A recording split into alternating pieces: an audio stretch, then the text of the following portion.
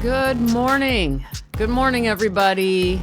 It's a gorgeous morning here in Washington State. I acted like I didn't know where I lived. Sometimes I don't actually know where I live because I've noticed when I'm writing my address out, I constantly write the name of my little town I live in, comma, and I should write WA for Washington, but what do I write? TX for Texas. I do it more often than not, actually. But anyway, I live in Washington State now. I used to live in Texas. I used to live in a lot of places. But anyway, here this morning, it's 9:58 a.m. It is slightly sunny, but there are these really dark skies over the horizon. Some rain is coming, which I'm happy about because, well, I like rain, but also I've gotten so lazy about the amount of gardening I kind of commit to. And so it means I don't have to water. So that's wonderful. So thank you, rain. It's very cool, almost cold. My windows are open, some of them. And that fresh morning air is coming in, that smell. And I live close to the Puget Sound. So you can, even on some mornings, you can smell like a very kind of sea air smell, you know? And anyway, it's wonderful. Frankie, our wonderful, why am I saying wonderful 2,000 times? Our cat is sitting in one of the windows, and I just passed her by before I started to record, and she was just kind of smiling, looking outside. So, yes, good morning, friends. I'm waking up kind of loving life, or at least attempting to love life. It's been a very rough week for me. Physically speaking, but here I am attempting being a human being, and I can't wait to take a walk after I record this podcast and be in this weather because I have to appreciate it. When it's like this pre-rain, oh, I love taking a walk.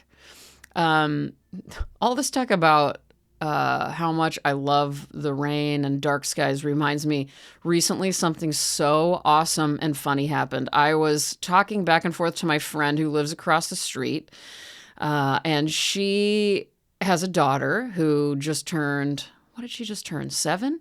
And I can't remember how. So my friend Mariah was giving me a good morning, a very sweet good morning message. She's the sweetest person. And she was just saying, well, I just wanted to wish you a wonderful morning, and it's a beautiful day out, so I hope you enjoy it. And her daughter Kelsey interrupted her and goes, Mom, she doesn't like beautiful days. And that's how much Kelsey knows me. And what a cute way to word that. I mean, Kelsey was right. I don't. And then her mom was just laughing and was like, I know. I'll explain it later. Anyway, it was very cute and funny. And Kelsey knows me. Kelsey is basically my best friend. So there you go. You guys want me to start with a brief question corner? I think you do. You always do. All right, let's get on with it. Number 1. What is something you wish you did more frequently? Okay, that's a good one, actually. For me, I'm going to go with, I wish, and I'm feeling it right now. I need to properly sit up. I wish I would always breathe deeply. Like, can you actually breathe deeply every breath? Because if so, that's what I need to do. How do you talk and breathe deeply at the same time, though? You just have to be even slower? I don't know. I mean, I have an onslaught of words coming out of me most of the time. That makes it difficult. I think that's why I like to be quiet. As much as I love to talk, I think that a lot of people who know me know that I also like to be left alone so I can be quiet for most of the day. Probably because I can't breathe. I get so excited around other people. I get so excited to express the things I want to express that I start going a mile a minute. I mean, it's intense. Anyway, breathe deeply. I like the spelling of the word breathe too. I love when I get to write breathe rather than breath because of that E at the end. I don't know why I like that so much, but I do. That'll be another question. How about let's go for that. What words do you like the spelling of? For me, I love Oh, I love the word beckon. I like how it ends in the O-N. I don't know. That just speaks to me. I like the word wraith. I like a W-R beginning. I like all words that start with W-R, it seems like. Anyway, what are yours? Okay. What other things? What is another question? How about, well, this is more like another thing I wish I did more frequently. I wish I reached out to friends more. I also wish I had more friends. I say that, but at the same time, I'm like, you know what? I'm good. I can barely be a friend to myself. So let's be real here. But no, I really do wish I express this a lot. I have this thing, and I think a lot of people have some version of it where unless things are just great with me, I don't like to reach out and try to talk to people because it's really hard for me to not feel guilty being just such a sad sack and such a worrier, whatever's wrong with me, you know? And a lot of times mine is with my physical body. So it makes it hard. And it's awkward for people to hear about. Listen, any of you guys who have any physical illnesses, I suffer from a lot of different diseases and autoimmune conditions. And so it's just not fun for people to hear about it. And I know one of them is ulcerative colitis. I don't know. You guys want to hear about my colon 24/7? I don't think so. I don't want to either. And I don't like hearing me talk about it. So anyway, it's hard for me to understand how to be, and how to be outside of that. And I want to talk to people in a real way, you know? And so otherwise I just feel like I'm being fake if I'm like pretending. And I don't know. It's I don't know. I could go on and on and on, but anyway. Back to the questions. Okay, second question. What was the best thing you've read in the past year? I rarely ask you guys about what you're reading. I just kind of force my own my own stuff upon you. So what are you reading that you like? And tell me it all, you know? Like, I don't care if you're reading fantasy, which is not my thing at all, but I would love to hear about it and what you like about it. So tell me that. Next question. What is the color of your favorite shirt or sweater? My current favorite shirt is a sweater, and it's the sweater my stepson Coltrane's mom gave to me. And she got it for me, I think, for my birthday this year. And it's a big ass cardigan. Like, I mean, big. And it has it's black and oversized, and it's heavy. It's like a really great material. I don't know. It's like super heavy. When I put it on, it feels really good because it has weight to it, and it has big old smiley faces on it.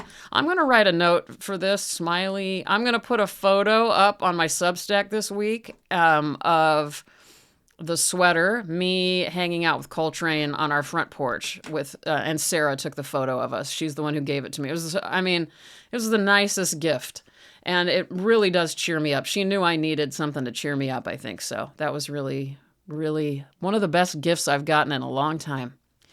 And then my final question is, how insane do you feel on a daily basis?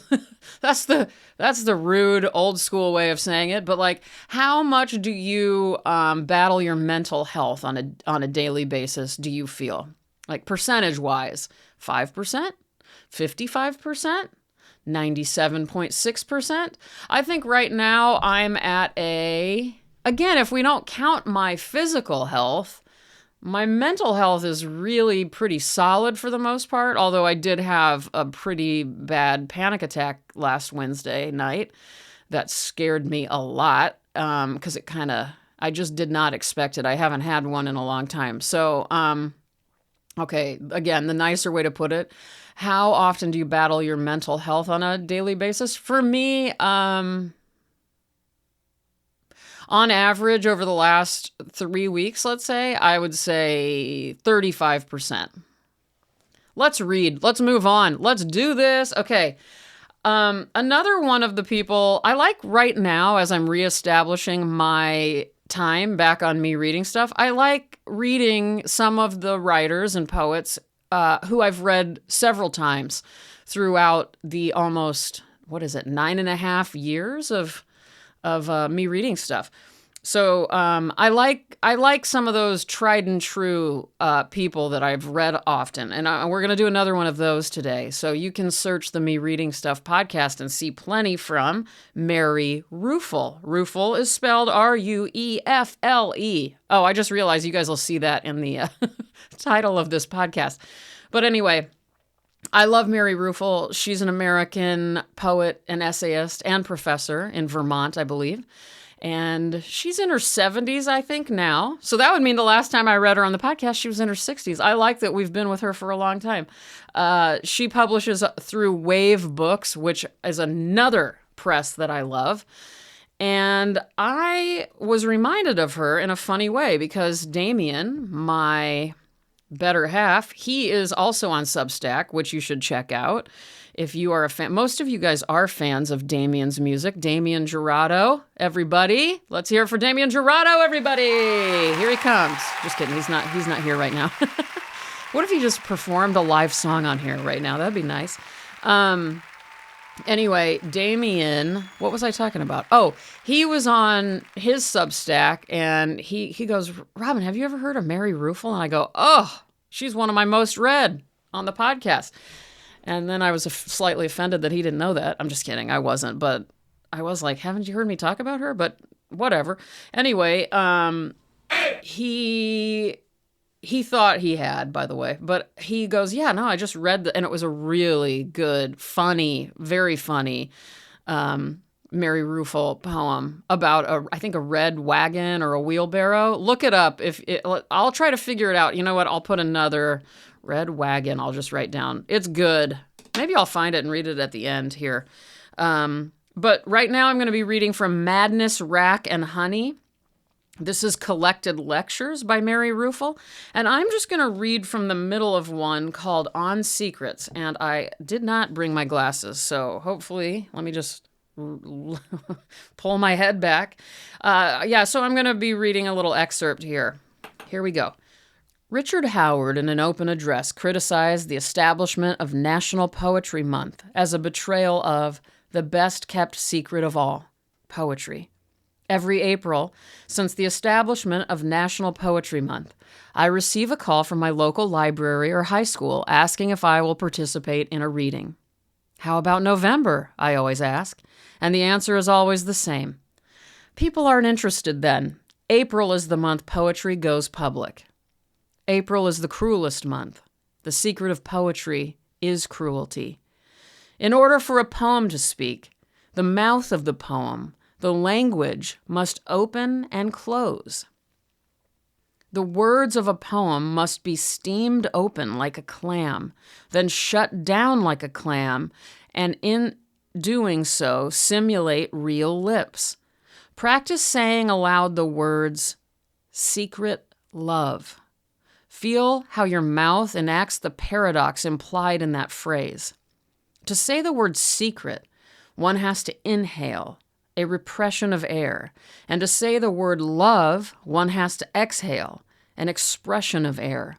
Your tongue will have to retreat into the fortune cookie of your mouth, and then semi-slip out onto the revelatory word love. The linguistic tension of these two words, spoken together, perfectly embodies the joy and anguish of that sweet man, John Clare, who used them at the end of his great poem, I Hid My Love.